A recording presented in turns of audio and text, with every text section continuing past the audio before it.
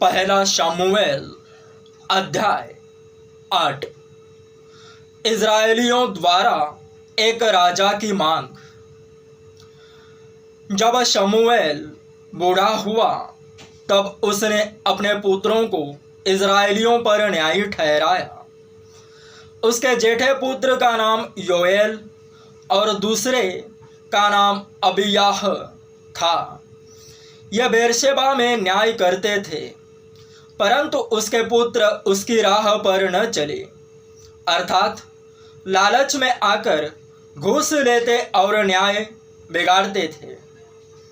तब सब इज़राइली वृद्ध इकट्ठा होकर रामा में शमूएल के पास जाकर उससे कहने लगे, सुन, तू तो अब बूढ़ा हो गया और तेरे पुत्र तेरी राह पर नहीं चलते।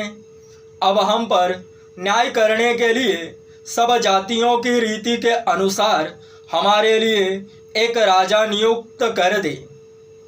परंतु जो बात उन्होंने कही, हम पर न्याय करने के लिए हमारे ऊपर राजा नियुक्त कर दे, यह बात शमूएल को बुरी लगी। और शमूएल ने यहोवा से प्रार्थना की और यहोवा ने शमूएल से कहा, वे लोग जो कुछ तुझसे कहे उसे मान ले, क्योंकि उन्होंने तुझको नहीं परंतु मुझे को निकम्मा जाना है कि मैं उनका राजा न रहूं। जैसे जैसे काम वे उस दिन से जब से मैं उन्हें मिस्र से निकाल लाया आज के दिन तक करते आए हैं कि मुझको त्याग कर पराये देवताओं की उपासना करते आए हैं, वैसे ही वे तुझसे भी करते हैं। इसलिए अब तू उनकी बात मान, तो भी तू गंभीरता से उनको भली भांति समझा दे और उनको बतला भी दे कि जो राजा उन पर राज्य करेगा उसका व्यवहार किस प्रकार का होगा। शमूएल ने उन लोगों को जो उससे राजा चाहते थे यहोवा की सब बातें कह सुनाई। उसने कहा, जो राजा तुम पर राज्य करेगा उसकी यह चाल होगी, अर्थात वह तुम्हारे पुत्रों को लेकर अपने रथों और घोड़ों के काम पर नौकर रखेगा और वे उसके रथों के आगे आगे दौड़ा करेंगे।